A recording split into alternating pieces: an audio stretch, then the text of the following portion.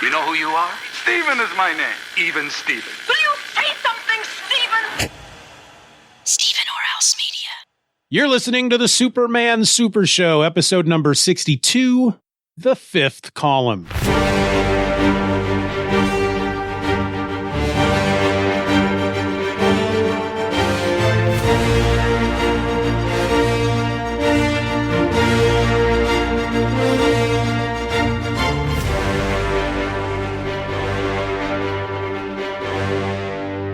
Hello and welcome to the Superman Super Show. I'm a host. My name is Steeven, and 1,000 miles over there to my right is another host, Mr. Ed Moore.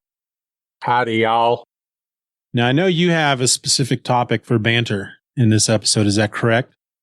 How about Jack Ryan, who no longer is working for the government, sitting in front of that group of congressmen, given the congressman or the senator from Texas what the heck for? So good. So good. I watched those two episodes this weekend. No, sir, you are the one, is so good. Yeah. Oh, but if we spoil, we spoil. I don't care. But the moment when he's being tortured and they rip the shirt off his back and they dump the boiling water on his back. Instantly, I'm like, oh my God, I could just feel it. And then she says, Dad, it's not as painful as the salt. And he says, what? And they dump all that salt on that newly burned back. Oh my God. Yeah. I was like, oh, Pam is going to be so upset at what they're doing to Jim. That was, oh my goodness. Yeah. It was good though. Those two episodes were great. Yeah. Excellent way to tie everything up for that series. Yeah. And Domingo Chavez, the way he gets into that building and is just suddenly there behind that woman. Oh, so good. He is the man that you want in the field with you, for sure. For sure. Very much. Yeah. Earlier in the series, it was the other dude that he brought in, but no. Yep. Chavez, it's like, no, that's the man right there. When I think the last time we talked about this, which may be the lost episode that we haven't put up yet because because it's lost. So it's lost. I had talked about there was a character in the books by the name of John Clark, who was your Wetworks guy, basically. Right. Yeah. And then they introduced Domingo Chavez, and the two of them kind of become partners. And then he writes this book called Rainbow Six that they're both in and blah, blah, blah. And I kind of realized as this season was wrapping up that I feel like if they were to continue, which sounds like they're not, but they could still do a spinoff. I feel like Mike November, which is a great name. Yep. He is their John Clark because they did a John Clark movie on Prime with Michael B. Jordan. Have you seen that? No, I don't think so. I think I know the movie you're talking about, but no, I haven't seen it. But that's if you watch that movie, that's who that is. That's in the Jack Ryan universe. And John Clark is he's supposed to be older, of course, than Jack Ryan. Right. At least he was in the books that I recall. He's played by Willem Dafoe in which movie was that? It was the second Harrison Ford movie, Clear and Present Danger. Okay. Willem Dafoe. But yeah, that was just excellent series. We Terry and I have been fortunate to have watched all 4 seasons, and so really had a good time with that one. Yeah, really sad to see it go. I wish they'd do more, but it's one of those where would you rather them do another season and have it suck, or just end it on a high note and just be glad that you've got 4 good seasons? The scary thing is they turn it over to somebody else and they turn it into their fever dream fanfic of what a superhero intelligent agent is. It's like, no, don't do that, please. So I'm assuming then, since you guys watch Jack Ryan, you have Amazon Prime. Mm-hmm. Have you watched Jack Reacher? Yes. And we are very much looking forward to the next season of that. Wow. It kind of dawned on me the other day. Jack Reacher is the modern day Conan the Barbarian. Okay. I could see that. I mean, I don't know that Conan has the same kind of moral code that Jack Reacher does, Right. but Reacher, they both have that kind of, I don't give a fuck attitude. You get in my face and I'm going to break one of your bones at some point, you know? And it's my understanding that this actor for the TV series is much more the novel physique than itty bitty Tom Cruise is. Although having a small man like that play Jack Reacher is just as impressive in its own way. But I've read the first 6 or 7 books in the series. Yeah, he's described physically as like 6'5", 250 pounds or something like that. Built like a brick shithouse, you know. And that's not Tom Cruise. No, not at all. And I remember when that movie was being made and they announced that it was Tom Cruise, the author, Lee Child, you know, of course he had to come out in support of it. Right. But he basically used the excuse of, well, you know, Jack Reacher is a force of nature and Tom Cruise can do that. Yes, he can. You know, in his own way, minus the stature, he had all the attitude that had to be there. So, but the guy in the TV show is way more. I mean, I've seen the movie. I'm not a Tom Cruise guy. Never have been. I've yet to see anything by Tom Cruise in the last, maybe since that Reacher. I just have no desire to ever see anything Tom Cruise is in ever again. So maybe I'm biased when I say the guy in the TV show's better. Yeah, it sounds like that's possible. Yeah. The TV show is more like the books. And the perfect example of that is that scene in the prison where the guys come into the jail cell and they're like, why don't you give me them shoes and give me them glasses? And he just comes down off the bunk and he's, you know, this is what you're going to do. Yeah. Because, you know, I'm going to break the, you know, he's the character in the book was very much like that. It's like, if I'm going to hit you, I'm not going to stop until you're not getting up off the ground. It's not going to be one of these pop there, I win. You know, it's going to be bones are going to be broken. Yep. I'm not just going to hit you. I'm going to disable you and, you know, I'm going to incapacitate you so you can't do anything. Which absolutely would be real life. I'm going to make sure that you do not get back up. That's how this goes. Yeah. But yeah, like we very much like Jack Reacher. The guys that come to mess with him outside his motel room. Yes. And he basically tells them that he's going to break 4 of their hands but there's 5 of us. One of you is going to drive you to the hospital. Yep. It's good stuff. Very much. We're a fan of that, which I guess in a way is unfortunate, but the ultra violence to the point that it makes you laugh, that it's like, there was Terry Ann, if you're still there, I can never remember the name of the show. The dude who got out of prison and was at a bar one night and took over the persona of a sheriff that he found dead and became the sheriff of a town. He is the dude, the actor is the dude that plays the Superman pastiche hero in The Boys TV show. Okay, yeah. I know the guy you're talking about, but I haven't watched that. Okay.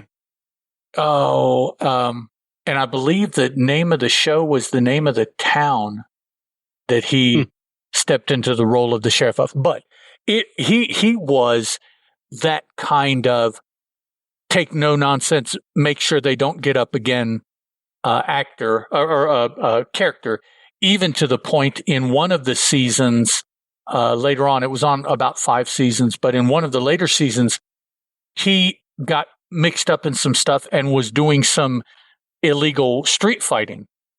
And those episodes were some of the most brutal TV I have ever seen. Yeah. And we used to watch live MMA for a while. We enjoyed that. And it's like, no, MMA was nothing like what they did on those episodes where he was the street fighter. It was just, yeah. But we enjoyed it too. Yeah. So, well, it's characters like that there's a part of you that's like, you wish you could be that way. Yeah. To a certain extent, like, that you could just kind of handle stuff, you just know that regardless of who might step up to you, you're going to handle it. Or just to be able to, like, and I'll go back to Jack Reacher when he is going into the diner and he sees the couple and the one guy's almost about to be abusive to the woman.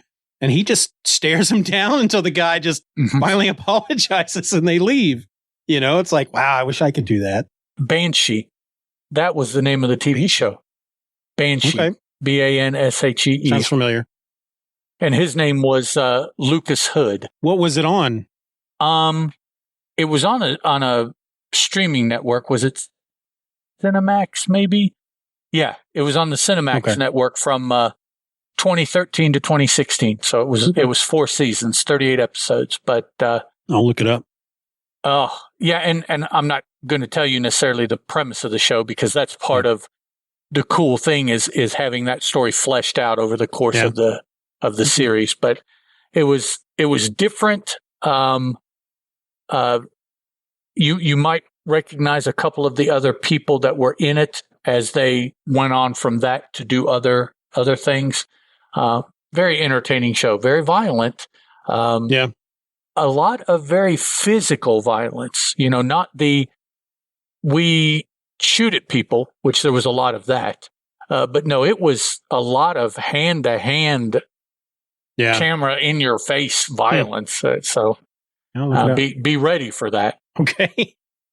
All right. We're gonna talk about Fifth Column. Let's do it. All right. So this is the second story to appear in Superman number 8. It's written by Jerry Siegel, penciled by Wayne Boring, and we have a credit for inks, Don Commissaro. Yeah. Commissaro. Superman number 8 has a cover date of January/February 1941, but an on-sale date of November 10th, 1940. We got that information from Mike's Amazing World of Comics, and let me tell you what happened. Clark Kent is alerted by Frank Martin, an anti-espionage agent, to a Fifth Column organization. Superman smashes up the group and recovers a damaging document. When he tries to deliver it to Martin as Clark, he is framed for Martin's murder by Martin's partner, Jeff Carlton. Escaping from the police, Superman trails the subversives to Sagdorf, favorite name, a foreign army commander. Superman destroys the army's weapons, but is fired upon. While Superman is unharmed, the entire opposing army is decimated, which they're using that term wrong, I believe, because decimated just means that 1/10 of them were destroyed. And I think it destroyed all of them. I think he got a few more than 1/10. Yes. Yeah. Returning home and seeking to clear his name, Clark forces a confession from Carlton. He also gathers further evidence which exonerates him of wrongdoing. Real quick, before I ask you what you thought of it, I feel like we can't go any further before we discuss real quick the lettering in this story, because it was dramatically different to the point that I was thrown out of the story numerous times, just trying to figure out, is that the letter N or is it the letter K? And the R's were weird too. It was much more almost ornate than what had previous. It was not the Courier or the Times New Roman blocky. It was almost at times scripted, like it was. Yeah. Yep. Yeah, and the N, like I said, different. The N's look so much like K's that just on this first page, Clark is using the word man, and my eyes immediately see Mac, M-A-K. And so, I found it hard to read at times because of that. Yes. Anyway, what do you think of this one? The smaller that you would have been trying to read this, the much more difficult that would have been. Yeah. I want to know why they didn't just come out and make these Germans. I don't know. It's like they're tiptoeing around it for now. I mean, okay. I'm not, let's see. I have German. No, I'm not even going to say that. At this time, I think it would have been completely understandable why, in a story of this nature, the enemies of Superman would have been German. Yeah. It's just as likely, well, no, maybe not yet, but of course, a little bit later in World War II, let's give it another year from when this came out, it very well could have been Japanese people that were Superman's enemy, understandably at the time. Okay? That hasn't occurred yet. Like I said, I don't think 41, 42. Yeah, so, but Germans, I mean, why could it not have been Germans with, why not use a Nazi, patch on a shoulder? Or, I mean, make it more obvious, because what nationality is the name Sagdorf? Right.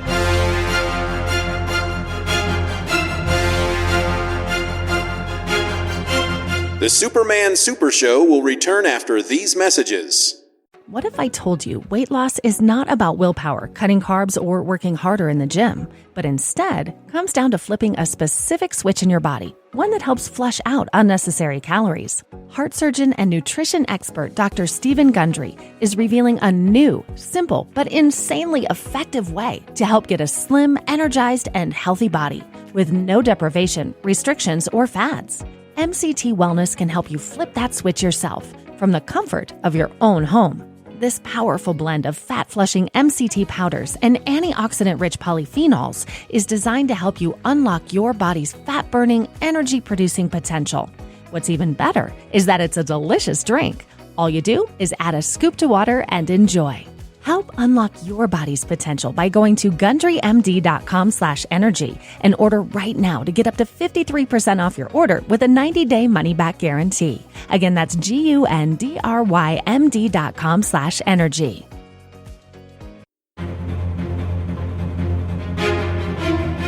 And now back to the Superman Super Show.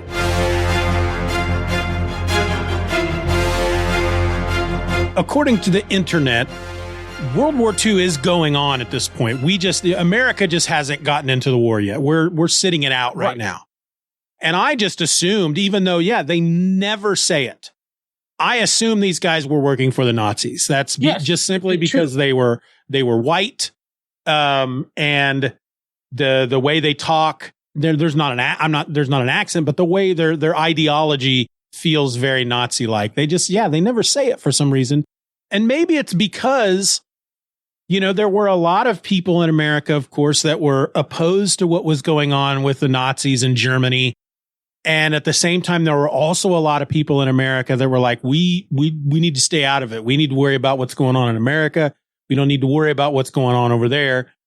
And, just like what would be going on right now, if, look at, let's not get too political, but Ukraine, we've got a bunch of people in the United States going, we've got to do something about that. And then we've got the rest of the United States going, no, we need to stay out of it. This is not our fight.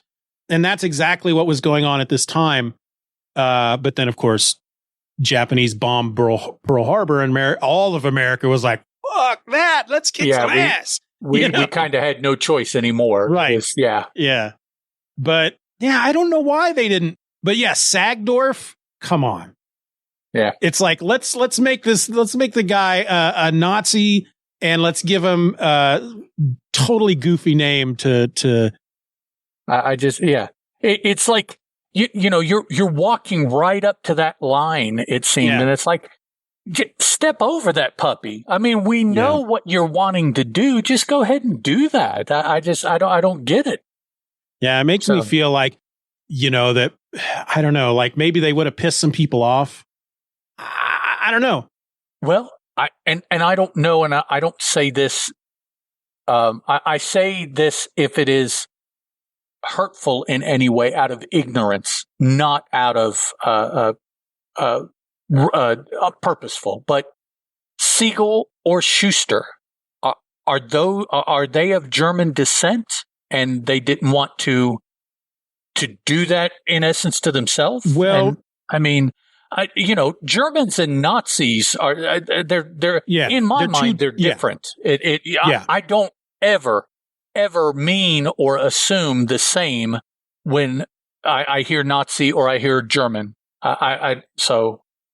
Nazis were German, but not all Germans were Nazis. Right. And they may be of German descent. They're definitely Jewish, both of them. Well, see, I know that they're Jewish, but I'm like, so I wonder if that played a part. There was some kind of personal. We don't want to implicate anything in that last step and saying, punching Hitler in the face. Although, Kirby, Katzenberg, and Simon, Captain America punched Hitler there for a while, every other issue. I mean, it was... Yeah.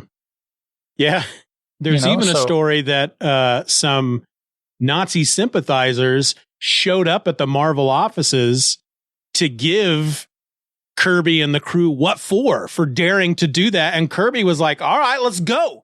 And went down onto the street and was ready to throw down with them. Okay. That sounds like Jack Kirby. Yeah. But I don't. It's like even though comics at this time weren't, I don't know if they were necessarily marketed towards kids.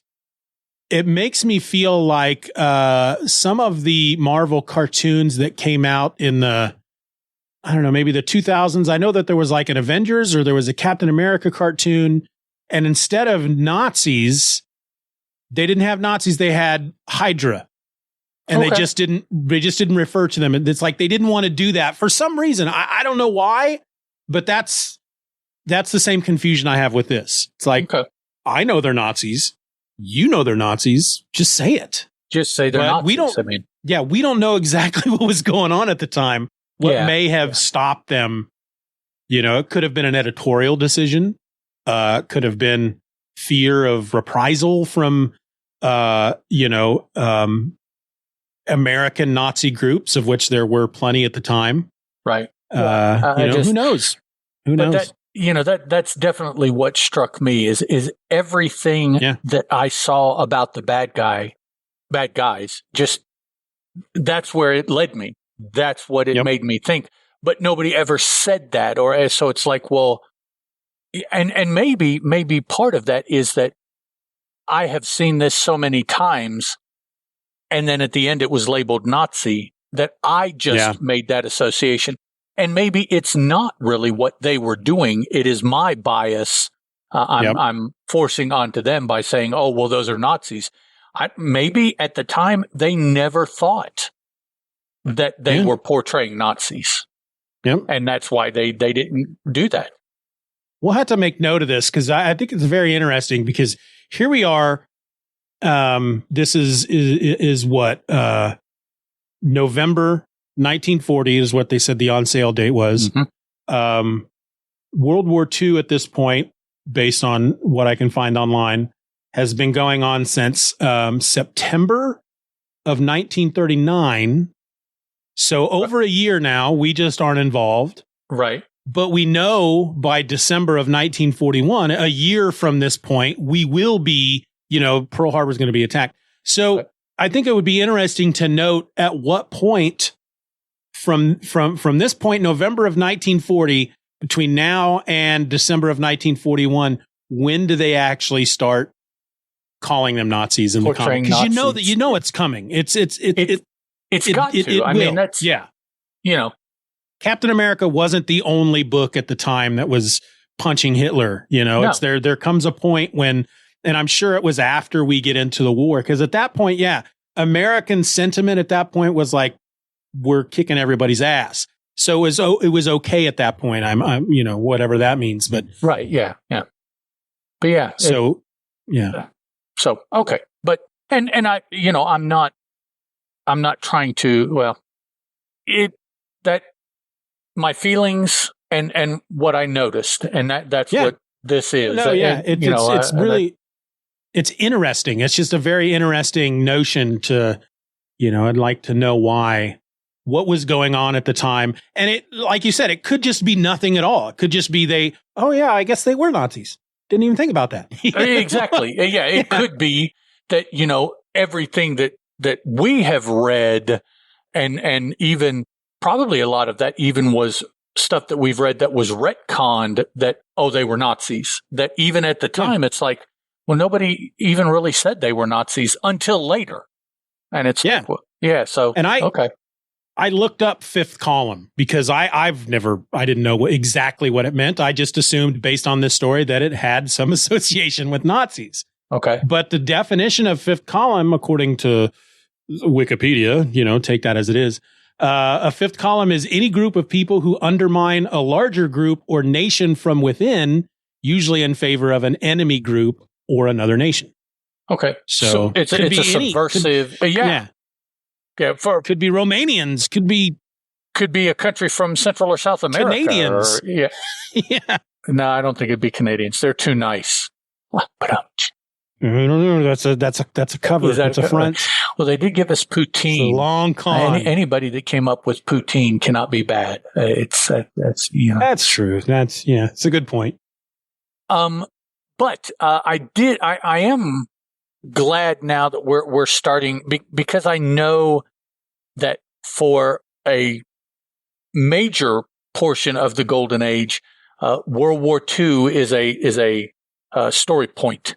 And even after, it will continue to be a story point that is used for, a year or two later because we're just not done with it yet. So I guess I'm kind of also wanting, I know that all of the DC heroes didn't necessarily get directly involved for reasons. But there have to be stories of those people coming to the U.S. to try to do things. Yep. And I guess I'm just waiting for those, maybe that will ratchet up the bad guy quotient for Superman because they will be evil scientists doing things and their experiments with making Supermen, Supermensch, and so it's like, come on, let's get those stories going.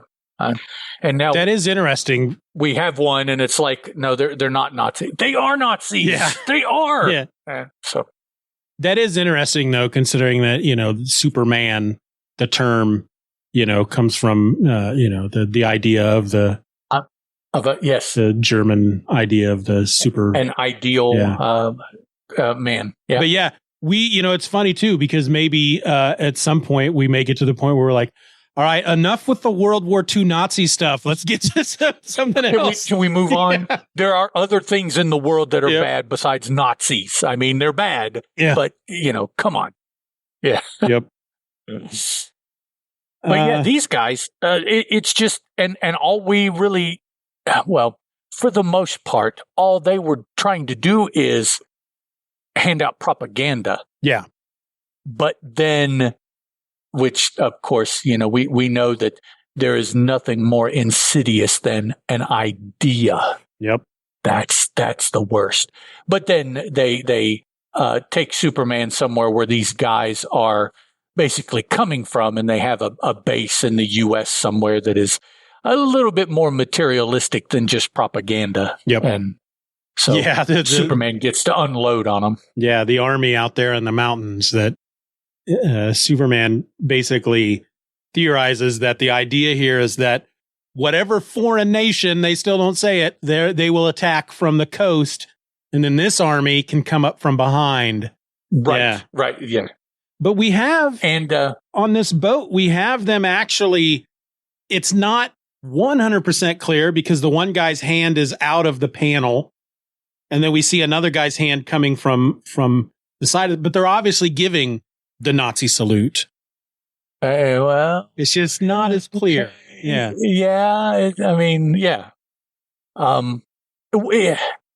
What does this say, about American intelligence that this compound could have been created anywhere in the country in 1940 and we did not know? Makes me think of some of the Montana militia. Oh man. Yeah, but that's like Cobra up there. You know, they had a lot of material. You know, they had tanks and junk and stuff. It's like, everything that a large modern military would have. Yeah, You know, it's probably easier to believe that they could hide that in the 40s than now with all the satellites and whatnot. But, for sure, but still, some hunter. There's probably a lot of hunters that never came back from hunting in that area. You know, stumbled across this army. They just disappeared. Yeah. Yep. But they've got planes, they've got tanks, they've got artillery, guns. They have anti-aircraft balloons, plenty of men. I just really nobody knew about this. Superman was really the first one to stumble on that. Yeah. It's a big operation, and the symbol is this weird plus sign. Which is kind of like the Yeah.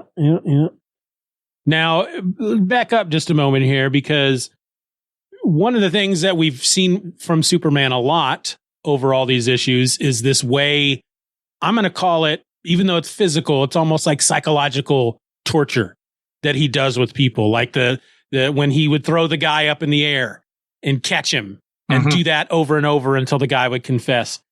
And in this case, when we've got all these dudes on the boat, Superman snatches the gun from the guy, shoots him, but then grabs the bullet again real quick before it hits him. It's like, come on, that is mean. But but it wasn't once though, was it? Wasn't it like 4 or 5 times? 4 or 5 shots? No, I don't think so, because he does it. Well, no, he does it the one time, and then he says, "Unless you quit your subversive activities, next time I won't bother to catch it." And then he leaves them to their own devices. That ought to throw a little scare and maybe a little sense into them. Now to go to my apartment. Yeah, I'm trying to find that panel. I thought there were like multiple gun trails. Maybe. It says, disregarding Ribal's pleas, the Man of Tomorrow fires. We get a bang, but before the bullet can reach him, Superman's other hand darts out and catches it. Yeah, okay. I guess it just was that once. It's really weird seeing Superman, though, with a gun. Yes, for sure. When he shot at the dude, though, immediately, I was shocked. I was like, holy shit, did they just have Superman shoot a bad guy in the chest? In that panel, yes. That is definitely what it looks like. But then when he reached out and caught the bullet, I think I was even more shocked at his, again, I'm going to call it psychological torture, because that would be like Batman hanging a guy off the edge of a building. He's never done you that. Know? Well, Batman's a nice guy. Yeah. He used to carry a gun. Yeah. Yes, he did. It wouldn't be unusual in the Golden Age to see Batman with a gun. Yeah.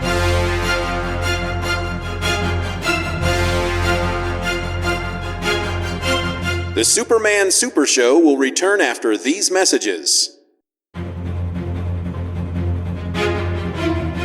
And now back to the Superman Super Show.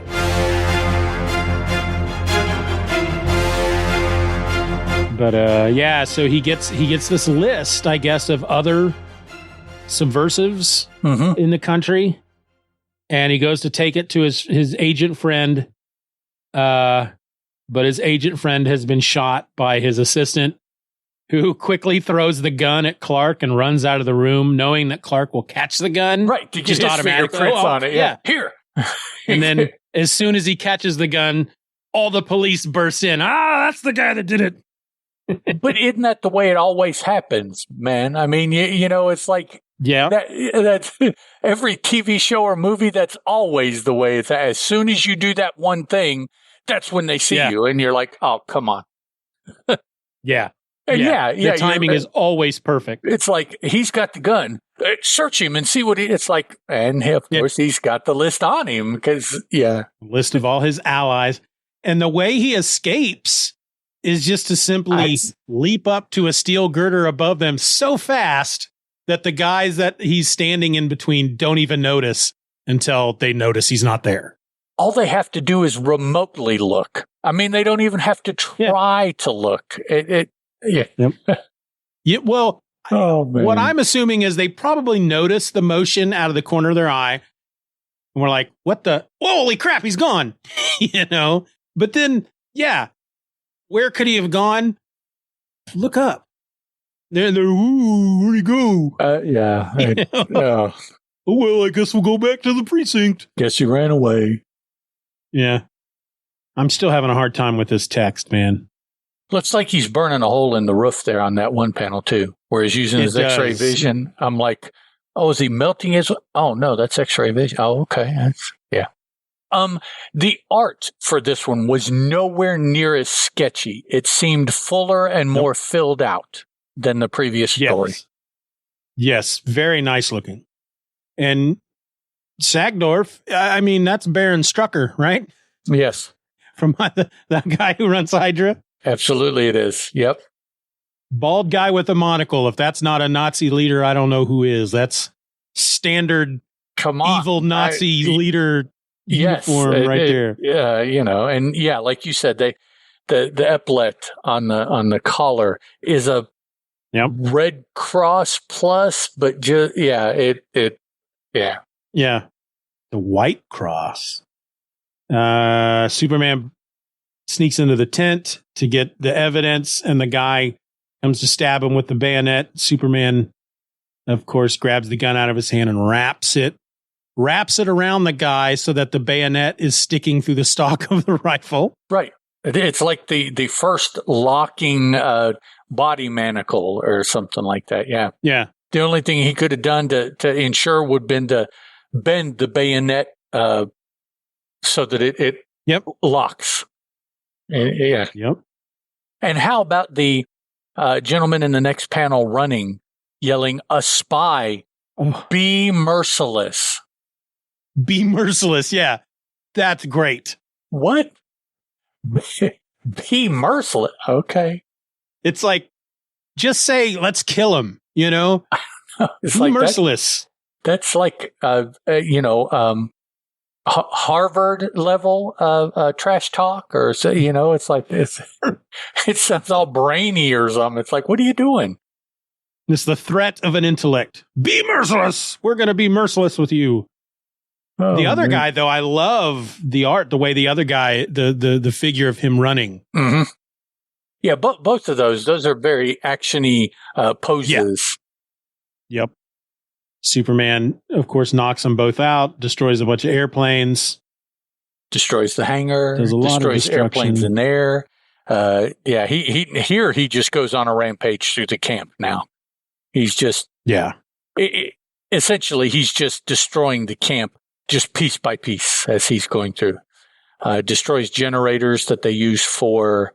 What's it say? Great dynamo, an electric plant. Doesn't say what they're using it for. You didn't even necessarily know that there was an electric plant on the site until Superman was in the midst of it, destroying it. But okay. Yeah, it's like they just needed something heavy for him to throw. They use that for their radar installation or something. I don't know. Yeah. So this next page I don't quite understand, because he's leaping to the munitions plant. But then he says, a ticklish situation. If I attack the munitions works, I'm sure everyone in the neighborhood will be killed. But I can't allow that menace to the U.S. to exist, which makes me feel like what he's saying is, if the munitions plant blows up, the explosion will be so bad that it will kill everybody in the surrounding neighborhood. Like there's a little town next door or something. Yeah. And yet... they fire, a big shell at him, which misses him, and it strikes the munitions factory, which blows up, but it turns out okay. Yeah, I don't know what changed there. Yeah. Like if Superman would have destroyed it, it would have caused such an explosion that it would, but if a regular munitions shell destroyed it, that's okay. That's fine. And what I'll say is maybe what they're trying to relate to us is the difference between an explosion of everything there or just an explosion that destroys what is being used to make everything there. Kind of like the difference. It's my understanding with atomic weapons, there's almost like two explosions. Yeah. There's the one that sets off the other. And if you just have the one, it's just, an explosion. It's the second one that's the atomic explosion that they always try to prevent. So sometimes you'll see in TV or movie, there's an explosion of an atomic device, but it's not the atomic device exploding. And so it's like, but there was an so it might destroy the building or surrounding buildings, but it doesn't destroy the entire city, and there's no fallout. Actual detonation of the atomic material. Yeah. So maybe they're playing now. That would take a lot of thought to do that. Probably what happened is they just they didn't realize what they said. I don't know, but you're right. It's like, well, you can't do it, or you don't want it to happen, but then it happens, and it's okay. Yeah, not to the extent of the previous story, but it's that same kind of lapse of a logical explanation that they just go right on past. Yeah, very much. They like to do that. This happened. Deal with it. Let's move on. Yeah. He destroyed it. We're not going to explain it. Nope. Clark gets back to Metropolis, and he catches the assistant guy rifling through some documents in a filing cabinet. And boy, when he just happens, well, I guess he does have X-ray vision. So he grabs a gun out of the desk drawer, and this guy looks like he snaps his spine, spinning. He looks like the dude in the Iron Man suit from the first movie where he's at that congressional hearing and they have all of this evidence and he calls up what actually happened on his little, that. Yeah. And then we have basically Clark doing what Superman would do, but in a way that only a normal human could. So instead of threatening to throw him into the sun, he threatens to shoot the guy if he doesn't confess. Yep. But we actually have Lois point out that it doesn't matter because a confession obtained under duress wouldn't hold up. Right. It was coerced. How many issues have we had where Superman has coerced a confession and it's like somebody finally pointed out, by the way, you guys know that he can't do that. Right. You can't make them say things. So they're like, oh, well, we better address that in this issue then. And maybe it's come up enough times in like letters from readers and stuff. And they're like, okay, we have to start doing it a little bit differently now. Yep. So basically the way they get around it is by saying, okay, he did force the guy to confess, but it allowed them to have enough time to then show all the other evidence. Right. That the confession they didn't need the confession. They had so much other evidence that that was all they needed. And it still took a couple of days to get Clark cleared of all the charges. It probably did him good to sit in a pokey for a little while. Yeah, he didn't sit in a jail cell. He's out running around, made bail, the whole 9 yards. Oh, yeah. Oh, yeah. Most definitely. And that's how it ends. And is that our fifth column story? Didn't they drop fifth column on us another time? Like once? I don't recall. Don't remember? Yeah, I don't remember. Possibly. This may be the first story. I'm thinking it happened once before, but that's just it. Just once or twice so far.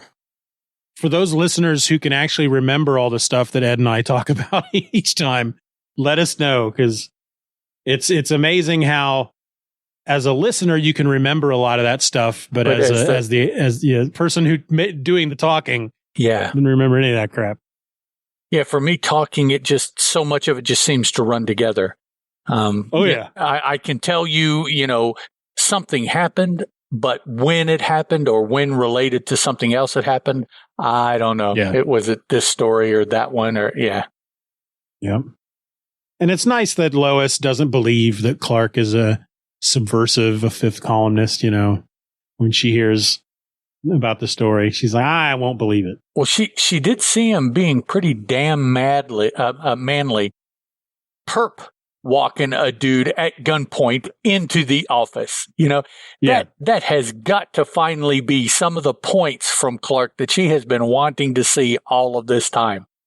Yep. She didn't acknowledge it or say, but it's like, Lois, come on, this has got to be the kind of man you've been wanting. Yeah. Yep. And this Carlton, whatever his name is, Carlton. I love how basically it's like Clark has him, it's like he brings him from across town or wherever they were the whole time at gunpoint, and then waits until they get into the office. And then he's like, all right, now that we got witnesses, confess or I'm going to blow your head off. Yep. And the guy, of course, at first is like, yeah, I don't believe you'll do it. And so all he has to do is start counting. 1, 2, all right, I'll confess. I guess it was a stern count, Right, yeah. I assumed that, Clark was going to do something really fast, like some kind of Superman trick that nobody could see because he did it so fast. Catch the bullet again. No. He could have done it at such an angle that he was able to reach out and snag it again and, Yep, and say, I missed you with that one, but the next one will get you, Yep. But no, Clark handles it all his own without any which is funny because there's a moment, but before he goes into this office to find Carlton, he's up on the roof changing into his regular civilian clothes, and he says, no more super strength today. From now on, I got to rely on my wits. And by rely on his wits, it means threatening to shoot a guy dead. Getting to do everything I want at gunpoint rather than threatening to tie him in a knot like a pretzel. Yeah. So, it didn't really take a lot of brain power to work out that plan, Clark. Yeah.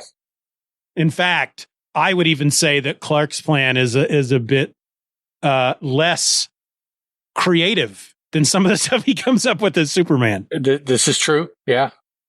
I love this cab driver. We get this nice shot of Clark and this guy in the back of a cab, and the cab driver doesn't seem to care. He's just I guess Clark doesn't have the gun out.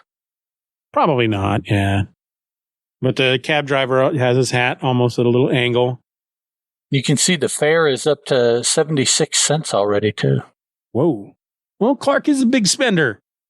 He does have those millions from his oil well investment. Which is why he didn't spend any time in jail. Okay. We know that. With he's enough got that money. status and the money. With enough money. Yep. All right. Anything else you want to say about this one? I liked it. I enjoyed it. I did too. My favorite of the three we talked about tonight. The story, but there's a part of me that really liked the art from the middle story because it was so different from everything else that we've seen. But as far as the whole, as the story elements itself, I enjoyed this one the best. The art in the last one with the giants was very reminiscent of the first few Action Comic stories that, they had to reformat from the strips that they had tried to sell. And because, like you said in the last episode, it had kind of this sketchy quality to it. To me, it almost added to the confusion of what was going on in that story. I've always, it's really weird. Depending on how the art correlates with the story, there are times when I do enjoy a really sketchy look to a book. Yeah. There are other times I appreciate the clean lines here in this one. Art is just as important as telling the story as any words that are there, depending on the type of story that you're trying to tell. Certainly. Yeah. Yep. All right, then. Ready to wrap it up? Yes, sir. All right. Thank you guys for joining us for this one. 5th column episode. Till next week, I'm Steven. That's Ed. And this was the Superman Super Show. Bye, guys.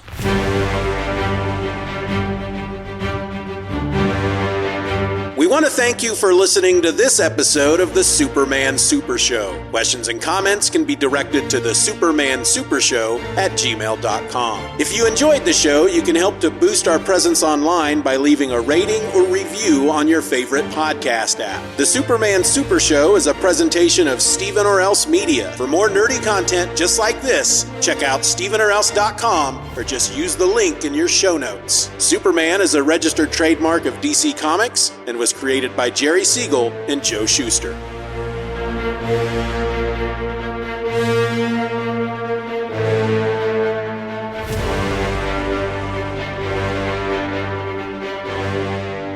Superman is a copyrighted feature appearing in Action Comics magazine. Superman's bad. I mean, he was bad.